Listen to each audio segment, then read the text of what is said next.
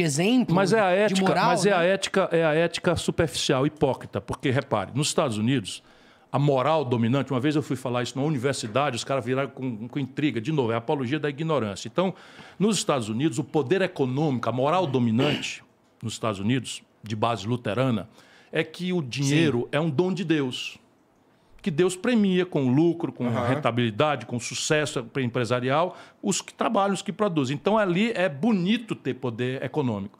Então, a gente aqui não se gaba do Ibope. Né? Uau, o cara está lá em cima no Ibope para ganhar mais coisa. Lá é o seguinte, eles se gabam do Ibope e se gabam de quanto dinheiro arrecadaram. Bota no jornal, o Barack Obama é viável porque já arrecadou 100 milhões de dólares e o outro só arrecadou 70. Aqui a relação parece que é suja necessariamente. Está embutido na pergunta dele aí, quer dizer, a relação e na tua afirmação. Por quê? Porque a nossa moral é assim. Né? Então, dinheiro e política é uma relação suja. Não necessariamente. Mas é no Brasil, não é? É no mundo todo.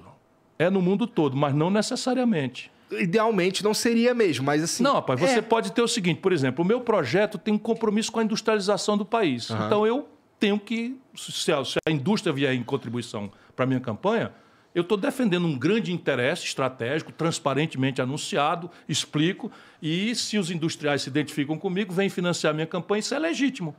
Tá certo? É legítimo. É legítimo. É legítimo. Não é a melhor moral. É né? legítima na primeira, agora, Cirão, e na segunda? Não, mas na primeira é o seguinte, eu fui um candidato que recusei dinheiro de banco.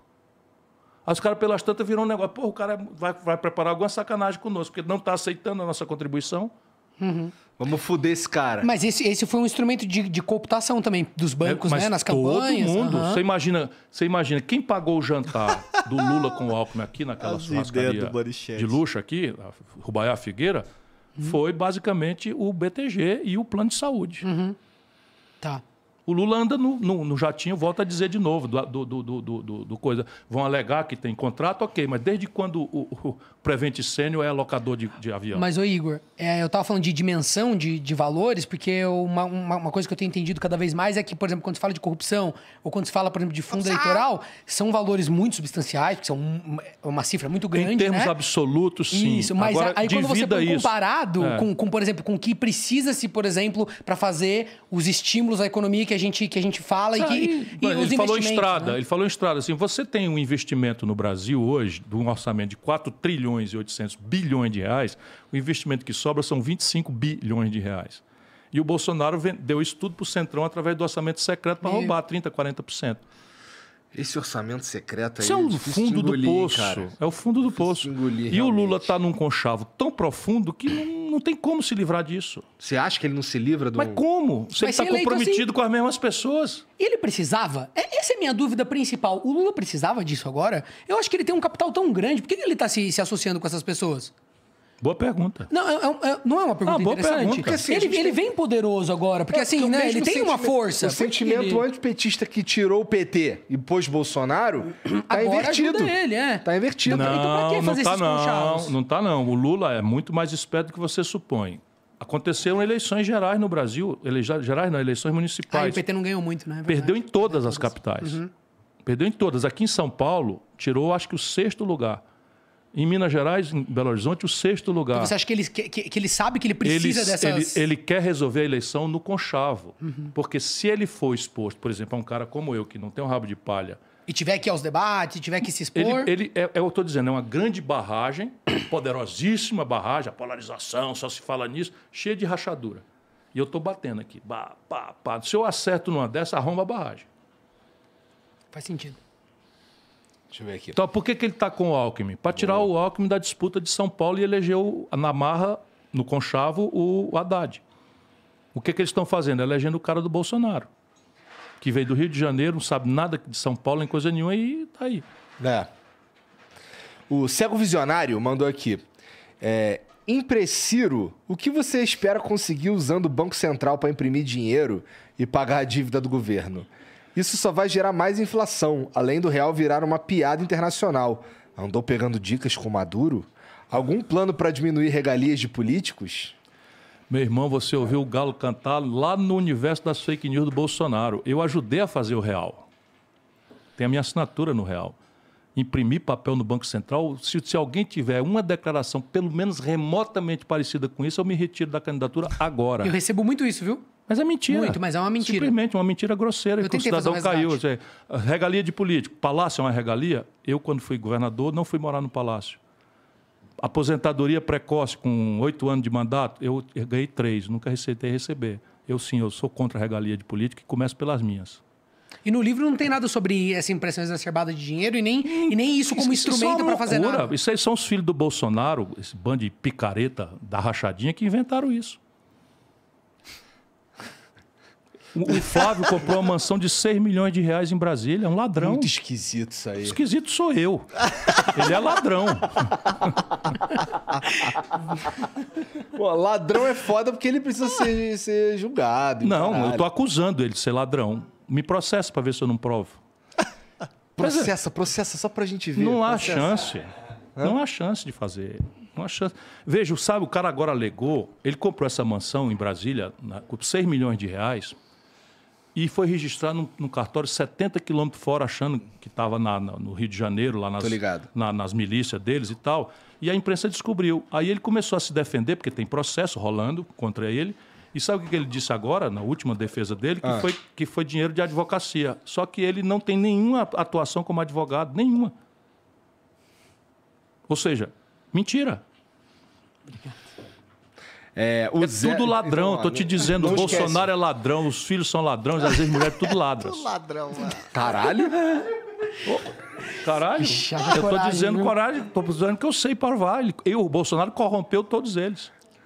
Tá bom. Tomara que processe mesmo, porque eu quero ver o... Palco Não há a mesmo. menor chance. Tá bom. Que é uma pena. Por quê? Porque eu vou lá e provo. Tá. O Zero mandou aqui. Salve, turma boa. Ciro, como posicionar o país nessa nova corrida armamentista sem depender de outros países desenvolvidos? Não devíamos começar a investir em fábricas nacionais de drones, motores e mísseis de cruzeiro, ao invés de prótese peniana e churrasco? Chama o litro pro Ciro Games. Não sei o que é esse aí, não. Acho que é o lito que ele Talvez quis dizer, seja, porque ele tá falando talvez. de avião, de drone. Não, toda razão. A pergunta é tão inteligente que já traz a semente da resposta. Está aqui no livro os 4 complexos industriais exemplares que o Brasil pode começar por aquele caminho, porque já Você tem... fala que tem competitividade, né? Que já consegue. tem alguma maturidade tecnológica. Por exemplo, um dos 4 é o complexo industrial da defesa. Então, nós estamos gastando bilhões de dólares comprando artefatos militares no estrangeiro. Só para você ter uma ideia, hoje praticamente 100% do querosene de aviação dos aviões da FAB são importados dos Estados Unidos. Você imagina que pitoresco. Sim. Você então tem o insumo do seu avião, bombardeiro ou caça, etc., vem do estrangeiro. Aí se o estrangeiro disser o seguinte, opa, tapou a torneira, os aviões vão servir para pendurar paletó, amarrar jumento. Isso é tão óbvio, né? Percebe? Assim, falar que o Brasil é deficitário em qualquer indústria é... Mas eu subi... Mas assim, essa daí nós já estamos gastando dinheiro, irmão. A Embraer está desenvolvendo, já pediu licenciamento de um carro aéreo.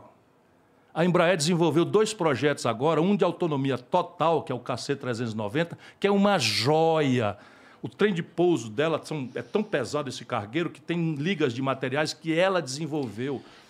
É uma indústria que funciona no Brasil, né? Espetacularmente. Viu? Eu vejo vídeos de avião E aí eles os queriam gringos entregar pra elogiam Boeing, tanto. cara. Eles falam que é o melhor avião O que outro existe. projeto foi um pacote, 100% de transferência tecnológica, que não existe muita precedente na história do capitalismo mundial, com a Saab sueca, que transferiu o pacote tecnológico inteiro, sem nenhuma reserva, para a nossa Embraer fazer o Gripen, adaptado para o Brasil, porque o Gripen é sueco e ele tem um range muito baixo. E eu fui lá na Saab, conversar com os caras. Então, eu sou alucinado por esse país. E eu estou vendo as oportunidades todas, percebe? E o cidadão está dizendo aí. Mas, ô Ciro, você está querendo dizer que a gente já gasta... A gente já e gasta. a gente poderia gastar com o nosso. Simplesmente gerando só emprego uma aqui e tendo autonomia na acessibilidade. Mas a que interesse? Aí eu quero saber, assim, sem uma abstração, eu quero saber, assim, por que não se faz isso? Não se ganharia um capital político? Não há projeto de nada no Brasil. Ninguém pensou por falta nisso, de projeto. Não há projeto de nada no Brasil. O Lula, por exemplo, tem um discurso dizendo que... e ele faz com deboche, assim. Toda vez que ele é apanhado na contradição, ele faz no deboche. Porque fica agora todo mundo dizendo que o Brasil não vai ter manufaturado. Ora, pois bem, agora chegou a hora em que as commodities vão ter mais valor do que os manufaturados. Só na cabeça de um maluco. Só na cabeça do Ele maluco. não falou isso, Cirão. Falou? Ô, meu irmão, internet aí, rapidinho. Não, a tá? gente porque acredita, isso a gente tá indignado É só. porque isso é bem absurdo. Mas eu tô te dizendo que eu vi o candidato líder dos cientistas brasileiros dizendo isto. Chegou a hora que as commodities vão valer mais. E se explica como isso? É porque ele quer que Não, aconteça igual ele foi no primeiro parou no mandato. tempo e no espaço e não quer se justificar porque ele produziu a maior desindustrialização do país, manipulando o consumismo populista por 8 anos, reelegendo a Dilma e quebrando o país. E eu estou denunciando a desindustrialização com números. Da Dilma para cá, fecharam no Brasil 38 mil indústrias. Quanto emprego que vai nisso? Né? Ora, se você botar 500 empregos por cada uma dessas, você tem aí a ideia. Uhum. E assim, por manipulação do câmbio, por juros exorbitantes, por essa coisa, vassalagem de estimular a importação com crédito, e destruiu a indústria nacional brasileira. E quer se justificar como se, veja bem, se existisse alguma civilização próspera sem indústria. É um negócio de doido você ver os cientistas brasileiros defendendo essa apologia da ignorância. E o Bolsonaro facilitou todas as importações de armas. Subiu 600% o pedido de autorização pelo Exército, porque arma leve, você pede autorização na Polícia Federal. Arma pesada, carabina, metralhadora, essas coisas, tal, fuzil, tem que pedir no Exército. Subiu 600 e tantos por cento o pedido. Tudo importado, irmão. Lá no condomínio do Bolsonaro, onde o Bolsonaro mora, foram apreendidos não sei quantos fuzis. Dessa milícia que mora lá, tudo vizinho a ele, por coincidência. Tudo vizinho dele lá. Coincidência. Tudo coincidência. E o Adriano, que é o cara tal, que foi assassinado lá na Bahia, também vizinho dele. E a filha namorava com o filho do filho. Tudo coincidência. Picareta, rapaz. Tudo miliciano. O Flávio Lousada diz aqui. Ciro, na sua passagem pelo Estado do Espírito Santo em dezembro de 2021, você falou sobre suas ideias para o Complexo Industrial de TIC, Tecnologia da Informação e Comunicação. Uma área vital para qualquer nação que se pretenda soberana. Você poderia falar mais sobre essas suas ideias? Bom, a partir da questão básica, que é a formação do capital humano. Se você tiver uma ideia hoje, o Brasil deve ter uma demanda. Eu tenho conversado muito com as pessoas, e são muitos números na minha cabeça, mas eu vou fazer aqui uma ordem de grandeza. Nós temos uma necessidade de 600 mil programadores e estamos gerando 50.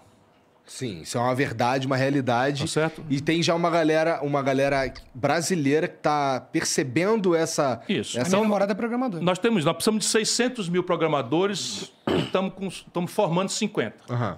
Então, essa é uma primeira grande questão, é toda uma inversão do modelo tecnológico de formação, de capacitação. Pessoal, vocês me marcam aí quando estiver falando comigo, viu? Vocês estão que demanda uma maturação mais lenta. Às vezes eu Mas não só para você ter uma respondo, ideia eu da não tô tragédia, acompanhando. o ITA, que é um centro de excelência de engenharia, simplesmente quando ele forma 50 garotos, 60 garotos, dos 60 vai tudo para banco. Ah, vai para banco. Para banco, porque não tem absorção de engenharia no Brasil, porque está tudo parado, não tem acontecendo nada. E eles desempenham o que no banco? Só para entender. Matemática. Ah, entendi. Algoritmos. Mas é porque a indústria que consegue pagar e consegue